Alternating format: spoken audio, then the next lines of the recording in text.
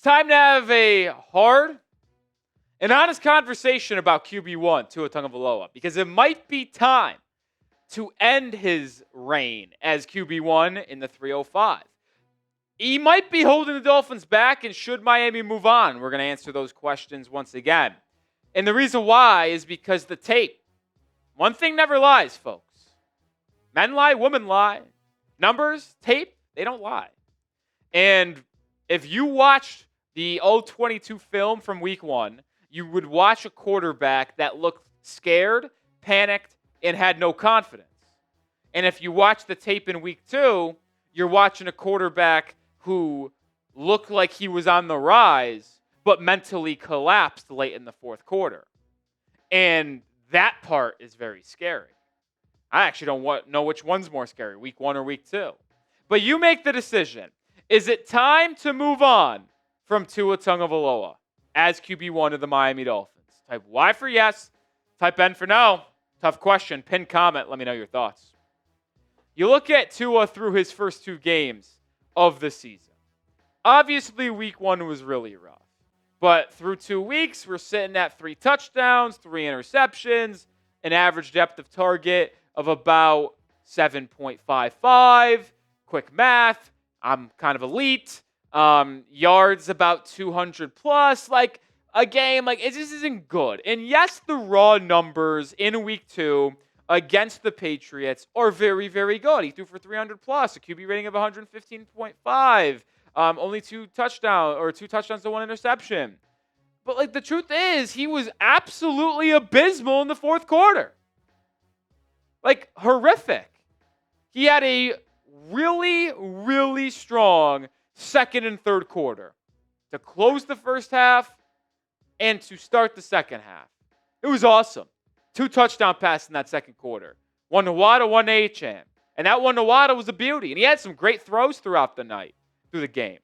But the fourth quarter tape and film was so bad, it honestly made me sick to my stomach. I tweeted that out. I actually want to read exactly what I said on Twitter real quick. I tweeted out, the Tua film in the fourth quarter has me so tight, man. So many missed opportunities. Tua just isn't that guy. And I want to go through some of the plays and just show screenshots and what I'm thinking here. This is the first bad play. One of the first in the fourth quarter. Score was 23-20 New England. 1st and 10, 13:35 in the fourth. Looking to tie or take the lead. It's a play-action pass here from the pistol. Tua takes a deep drop, plants his back foot. He plants his back foot, he gets his head turned around. What are we looking at here? Okay, the play action worked. Look at the Patriots defenders. You have 4 players on the Patriots defense within 6 yards of the line of scrimmage, with only 3 of them back here. And then you have Jalen Waddle coming on in-breaker, Tyreek Hill on an out. The corner safety take Waddle, Hill one-on-one outside. Well, Tua hits the back of his drop, and sure, you could see it here that he's getting pressure on that left side, right in his face, right in his peripheral. He hits here, he sees it out of his corner here. But he hits the back of his drop here, and look at what you got here with Tyreek. You have Carlton Davis turned around. He is facing the wrong way. He is facing inward. Hill is already outward.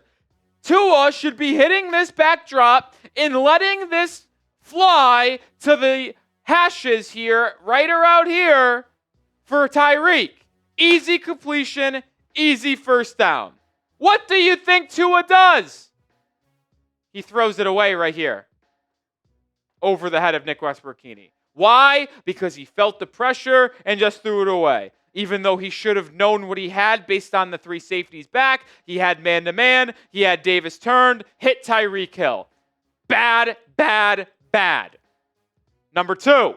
Now we get to the final 2 drives of the game here. You're down 30-27. It's 1st and 15. 3rd and 18 in the 4th. This one's unacceptable. This one might be the worst one of the day. I'll be honest. Why? Backdrop. Clean pocket. Oh, you could already see the ball's out of his hands. You can see that little flying thing right there. What's happening here on the back end?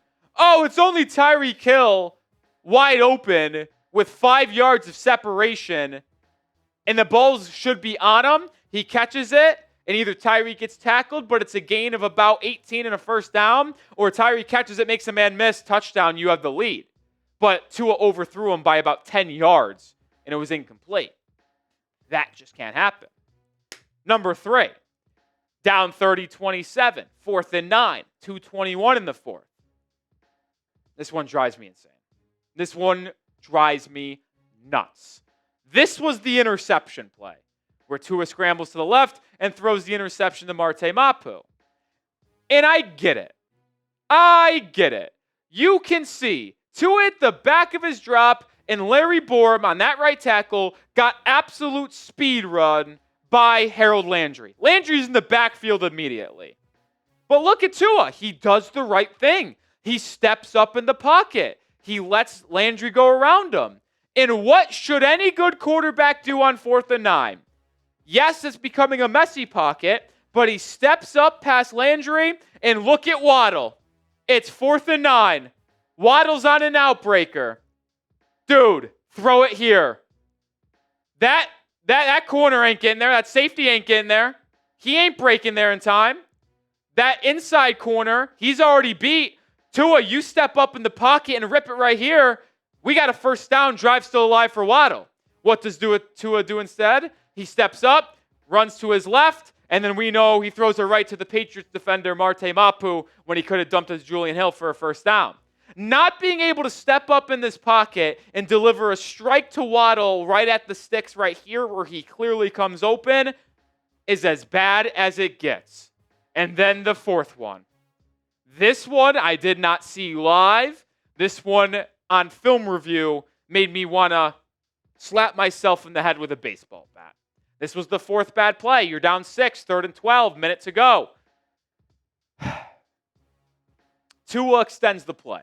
Gets pressured immediately. Harold Landry once again beat Larry Borom. But Tua's running out to his left.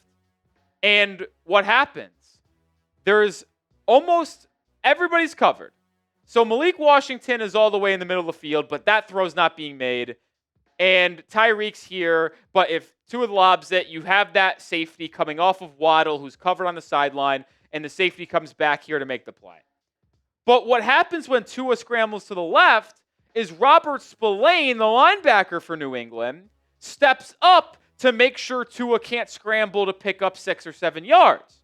But what I did here is I circled Tanner Conner, who Robert Spillane was guarding man-to-man.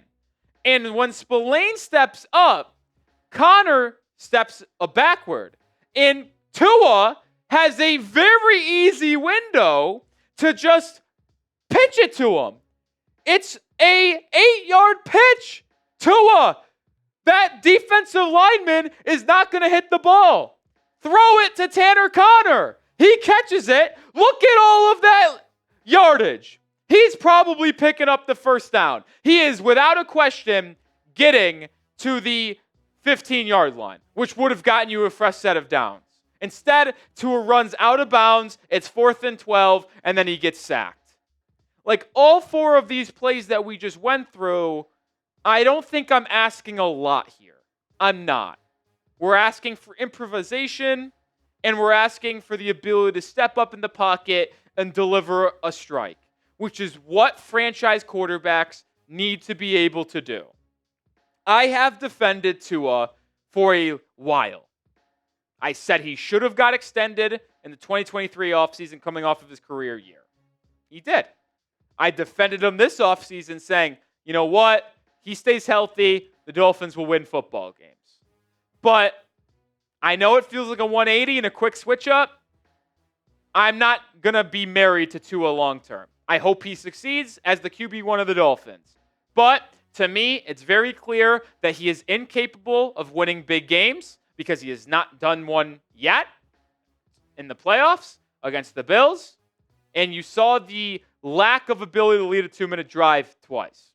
His deficiencies in terms of his weak arm, his immobility, are holding this team back. And they will never be able to move forward and be a contending team in the AFC with him at the helm. It's not just Mike McDaniel and Chris Girer. Tua is lumped in with those two as well. It's the trio. All three of them need to go. And this is why you subscribe to the channel. For daily Dolphins videos, weekly live shows, in-depth Dolphins breakdowns like those 4 plays we just did. Hit that sub button. Let's get to 74,500 before Thursday Night Football, and let's get to 75K this week. Now, I do want to make this clear, because I know there will be some people in the comment section that agree with me, some people that do not. And some people will very likely blame the offensive line, which I think is fair to a degree, because the offensive line in Week 2 was absolutely abysmal. And we know that in 2024, the offensive line was abysmal. So I get it. The offensive line hasn't been clean. And it was one of the worst performances that I've seen in a while, especially late in that game, the fourth quarter. These are the PFF grades from the starting O-line in Week 2. Yeah, that Jonah Savaiinaea number is real. PFF legitimately gave him a 0 pass blocking grade. He allowed 4 pressures, most on the team. I mean, Larry Borom was a joke. 3 pressures, 2 sacks allowed. Both of those sacks, by the way, in the fourth quarter. Harold Landry dominated him late in that game. And Milton Williams and Christian Barmore dominated Smith, Brewer, and Savaiinaea inside. Patrick Paul was credited for a sack, but I'll be honest, he, without a question, was the best offensive lineman for Miami last week. And if we're going to be honest, he was the best offensive lineman for Miami in Week 1. So if there is one silver lining to take out of the first 2 weeks of the year, I think it is that Miami likely has a franchise left tackle in Patrick Paul. Because with everything we saw and heard in training camp, joint practices, in the first 2 games of the year, I feel very good about Patrick Paul's long-term future. And thank goodness you have him on a rookie contract after this year for 2 more years. And I want to quickly mention Jonah Savaiinaea. It's very early. Not going to panic, as I said on a video on Monday afternoon. But Jonah Savaiinaea, your second-round rookie, struggling this much 2 weeks into the season is very, very concerning. It is not ideal because you traded up to get Jonah, 37th overall pick, damn near a first-rounder. You expect those guys to be able to contribute right away. And Jonah simply hasn't been playing up to an NFL standard through 2 weeks. Hopefully that changes soon. We're going to get back to Tua here and talk about what the solution could be for the Miami Dolphins, because I can't provide this conversation and the issue at hand with Tua, but not provide what Miami can go forward with this year. Well, at first, we have to look at the contract. This is the first year of that 4-year extension Tua signed in between the 2023 and 2024 season. On the left, you see his base and cap hits for each of the 4 years. And on the right side of your screen, you see the dead cap hits in terms of if you cut him. That's what that means. So if you cut him right now on SPO track, it's 137.8 mil. You cut him before next year, it's 99.2. But look at the drop-off after 2026 going into the 2027 year. So I showed this contract for a reason. Why is that? It's to illustrate that for the people that want Tua gone, you have to think plausible and with common sense here. Tua will likely, can't guarantee it because you never know, but I'd give it about 85% chance likelihood that he is on this roster for the rest of this year and all of 2026. You simply can't cut a player that has $99 million in dead cap. It's just too much money. It's bad business. It just is. So if you're asking me what the solution is here, well, if you plan on cutting him, it would happen after the 2026 season, where you only have $36 million in dead cap over 2 years. That's not bad. You can manage that. You can. And you actually, if you cut him after 2026, it would actually save you $21 million in cap space as well. Yeah, you would have dead cap, but you'd open up some cap space. You would not open up cap space if you cut him prior to the 2026 season, so after this year. Tua is not getting cut until after the 2026 year. So he's going to be on this roster for 2 more seasons unless the Dolphins find a trade partner this upcoming offseason, which I don't really find that likely.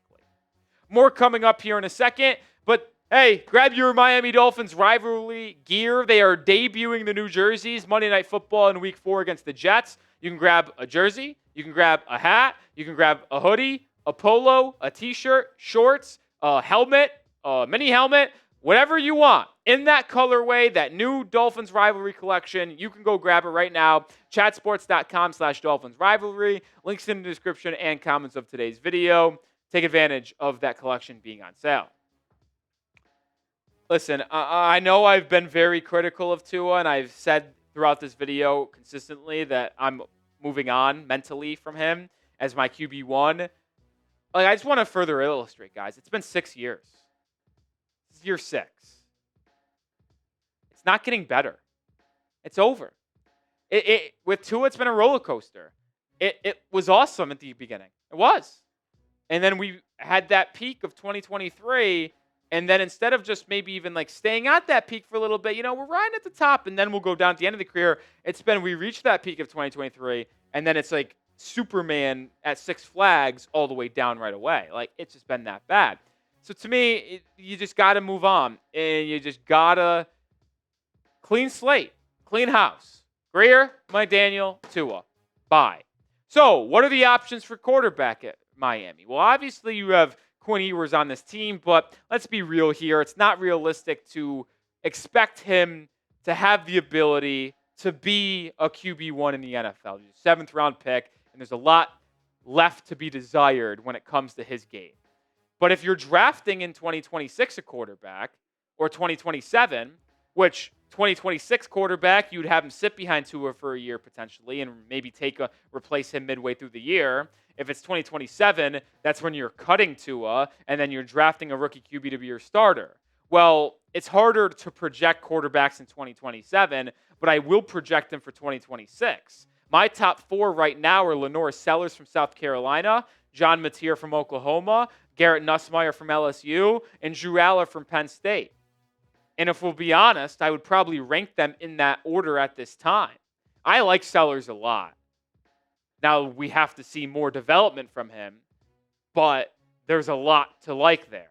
And Mateer has been so damn good for Oklahoma so far. I think he's QB1. I think he's the Heisman right now in college football. And in 2027, it's a little bit interesting. DJ Lagway from Florida. He's had a very weird start to his second season in college football. Dylan Raiola has had a lot of up and downs. Julian Sayin has had his first couple starts at Ohio State look some good, some bad. And Dante Moore from Oregon, the former UCLA quarterback and 5-star, has been okay, but if he develops, he could be something. The point is this. If the Dolphins are picking in the top 5 of the NFL draft, it will be hard for them not to take a quarterback. It's just the simple nature of the game. Because if you're picking in the top 5, you cannot guarantee that you will have an opportunity to take a quarterback of that caliber and talent level again. Because the hope is you aren't picking in the top 5 again. So if you're picking in the top 5 and a quarterback need is there, then you probably use it on a QB. And I'd be willing to bet, even though some of these quarterbacks have scared me a little bit, that 3 of them go in the top 5 of this draft. I'm willing to bet that right now. What say you, folks? Should the Dolphins draft a QB in 2026? Type D for draft, type P for pass. Let me know your thoughts down in the comment section. And although I just said that it's been very up and down for this class, they're intriguing. These guys have a lot of talent. I mean, Nussmeier is supposed to be the most NFL-ready, lead an offense, take the smart decisions, pinpoint accuracy, lead of a franchise guy. But he had a really odd and bad performance against Florida this past Saturday. They got the win, but it wasn't a good performance from him. I don't think Florida's defense is that good. Coop's saying it is. I don't know. LaNorris Sellers got concussed in that game against Vanderbilt. He's been inaccurate, but his raw skills are undeniable. John Mateer just has Oklahoma rolling. He right now might be QB1. And then Drew Allar, he's 6'5", big arm, but he just makes a lot of dumb decisions, and he's very inaccurate at times. So there's a lot of positives, there's a lot of negatives with some of these quarterbacks. But I'll bring it up again. Tua is not the QB1 of the future, it's time to start preparing for the next quarterback of the Miami Dolphins. You just do. And if you're picking in the top 5, you're picking a quarterback, man. You're picking a QB. You are. Just simple case. The only two, like, is Kane Proctor eligible this year? Coop says yes. Like, other players I would consider is maybe Kane Proctor, the offensive tackle from Alabama, and Caleb Downs from Ohio State, the safety, just because he is that good. There is, without a question, if you took away positional value, Caleb Downs, the Ohio State safety, is the best player in this draft. And the Dolphins haven't needed safety, so it would be hard to disagree with them taking one there. But when you pick top 5, quarterback is just that big of a need, and that's probably where they go. But Downs would be interesting as well. All right, I'll do it for today's show. Hit that sub button. Join the channel today for daily Dolphins coverage. We'll be here with another video later today, and I'll see you then. Go Fins.